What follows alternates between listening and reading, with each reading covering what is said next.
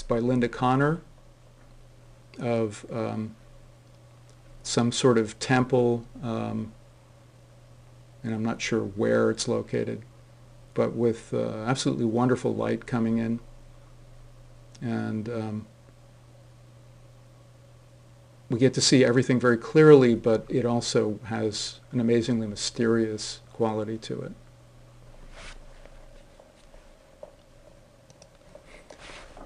This is by Len Gential, and he did a project in the 70s on the great houses of Newport, Rhode Island, where the very wealthy of New York and Boston had their summer homes. And he documented a number of these houses, mostly in the winter. And Gential is an interesting photographer to me in that he is expert at this sort of combination of vignette and wide image. We get to see, in this case, the statue and the door and the drape in close-up, and then beyond them, on the left, we see out into the landscape, and on the right, we see into the space. So we have the tight view and the long view all in the same image. And here he's achieved the same effect again, but using a mirror to give us the longer view of the space that he's in, but while also showing what's happening in the foreground.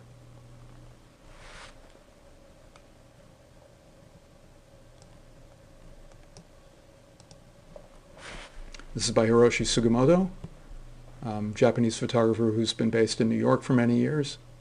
And he did a series and a book on architecture, all of which has this out-of-focus quality to it. And apparently his intention in this soft focus is to emulate vision, human vision, at an early stage of development, so that we see what he's attempting to do is show us something in its most basic form. And this is a church in Sedona, Arizona, also by Sugimoto.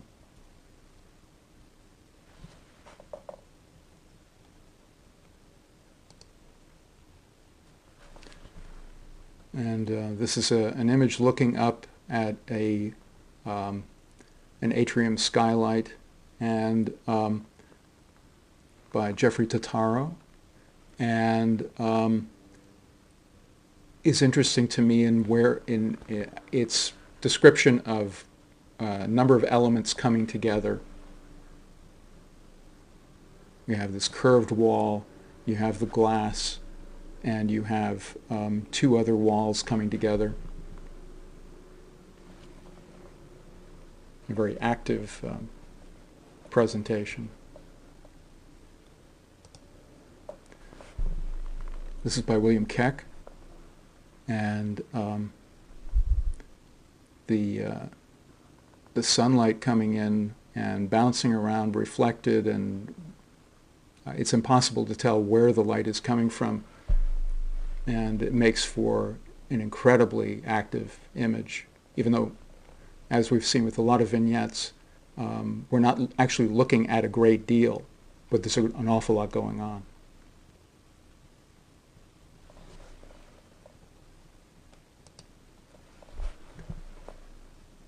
This is by Michael Eastman, and apparently in an apartment building or a hotel in Barcelona. We're not seeing a lot, but we're getting a lot of information at the same time.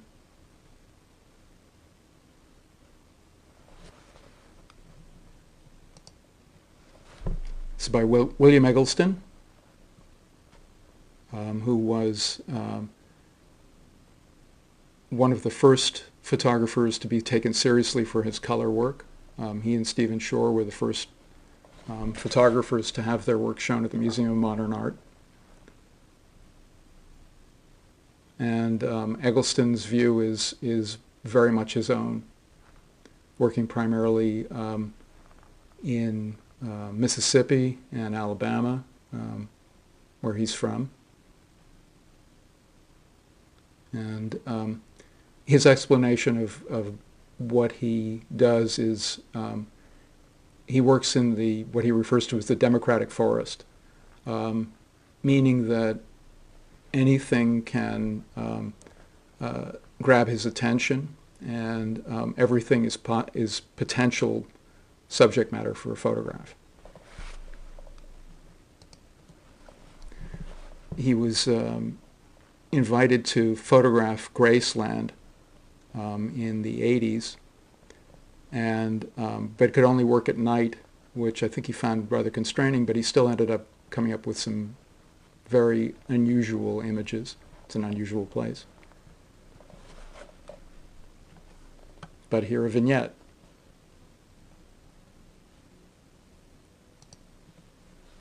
This is by Peter Aaron, who was one of the Esto photographers. Esto is the abbreviation of Ezra Stoller's name. Ezra Stoller was one of the great commercial photographers the mid-20th century in the U.S. And his company lives on. He passed away a couple of decades ago, but there are a number of photographers who work under the Esto banner, Peter Aaron being one of the better ones. They're all very fine photographers. I'm not knocking any of them.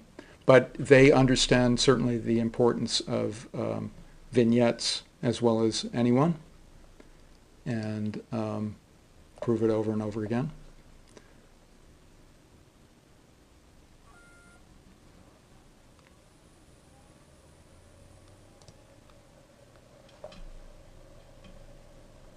This is, I believe, the building that Frank Gehry designed for Bard College in upstate New York, and it's pretty hard to miss the metal siding, which has certainly become prevalent in most of his later work. But nice seeing the tree in juxtaposition to it. This is by Jeff Goldberg. It was another Esto photography.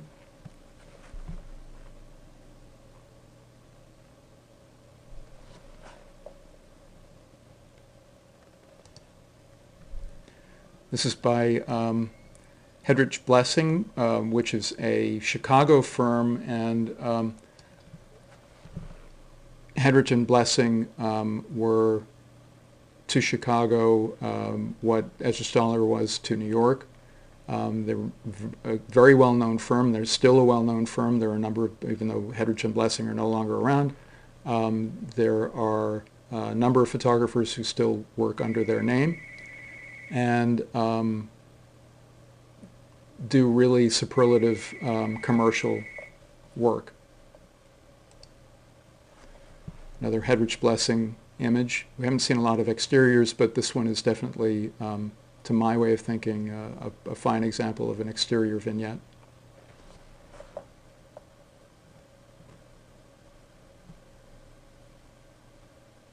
It's descriptive, and yet it also takes advantage of the sunset reflected in it, and the very beautiful, soft, pale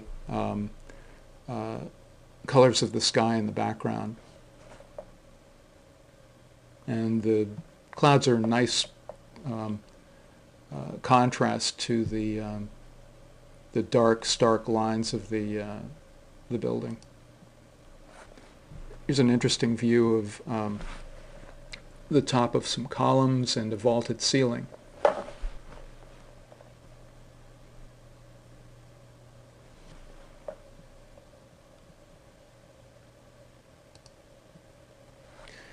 And this is what I would, although I refer to it as vignette, again, it's one where we see a few elements in the foreground, which are ostensibly the subject matter of the image, but we also see the background in a great deal of clarity, and but from a much wider perspective.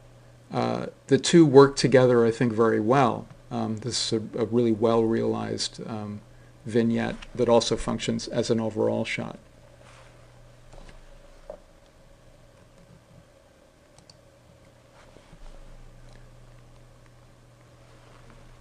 And this is by Anton Grassel.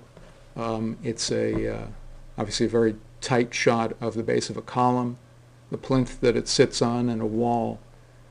We're seeing very few elements, and yet what he's managed to do is create this very interesting kind of filigreed shape in the middle, just for choosing exactly the right time to take the picture. So you just have the sunlight on that very sort of thin sliver, the edge of the column.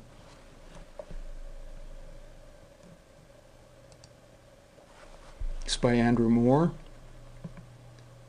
and clearly a very ornate interior. And there's so much going on that if you were to step back, you would lose a great deal of the detail that you can see here. And in fact, you could probably move in a great deal further and still have lots of detail. But as with some of the photographers whose work I show, Moore tends to print really large. So this could very easily be a 4 by 5 foot print in its final form. So you could conceivably walk up, and it's recorded with enough detail that you could walk right up to it and see it in great detail, almost grainless.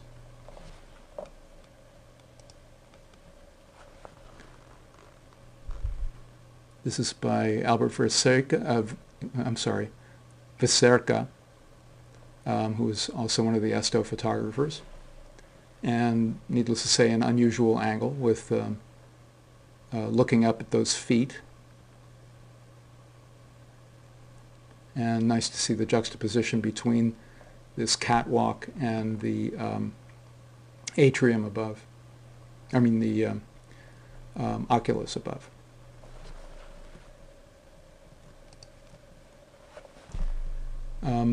Stephen Rood uses a somewhat different technique to create more of a vignette, and possibly in printing, but possibly also waiting for the light to be just right, or possibly creating some vignetting by shooting this in particular with a very shallow depth of focus, perhaps even using a tilt lens, which allows him to throw even more of the image out of focus. It tends to, those lenses also tend to vignette more. You may have seen them advertised. The least expensive of them are referred to, are made by a company called Lens Baby, and they're definitely a lot of fun to play around with. And there's certain techniques that you can manipulate to your advantage. But here it's very much about Palace, and everything supports it as background.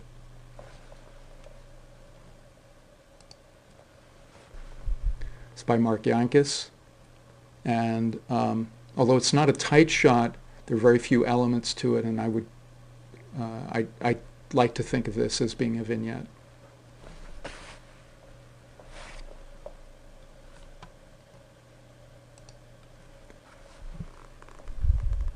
This is by Takeshi Yasamura, who photographed, he's a Japanese photographer, who photographed his middle-class family's house apparently just after they had moved out of it. And he wanted to document some of the things that were important to the house.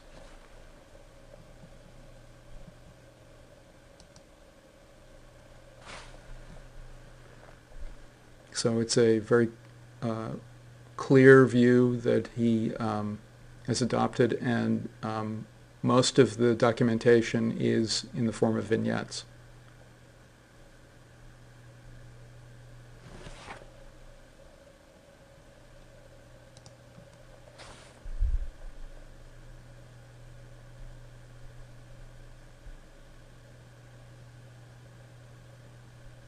So again, not a lot of elements, but there's a lot going on.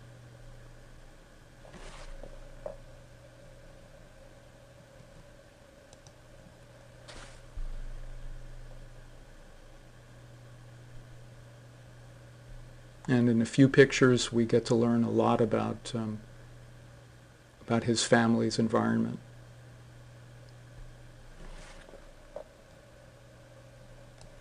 So I just wanted to show in a few pictures how vignettes might operate. This is a picture of a master bedroom with a seating area in the foreground. And in order to give a more complete picture of the space, vignettes were taken. A detail of one of the side tables. You still see a pillow on the left and part of the bed in the foreground, and the lamp, and there's a flower next to the window, and personal pictures on top of the nightstand. But we get a very different feel from looking at it in this kind of detail than we do when we look at the overall image. So the idea is to continually add more to the viewer's understanding of the space.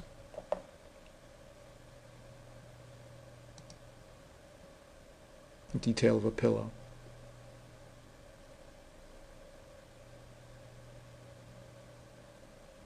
And it's the pillow that we see on the left in the lower left corner.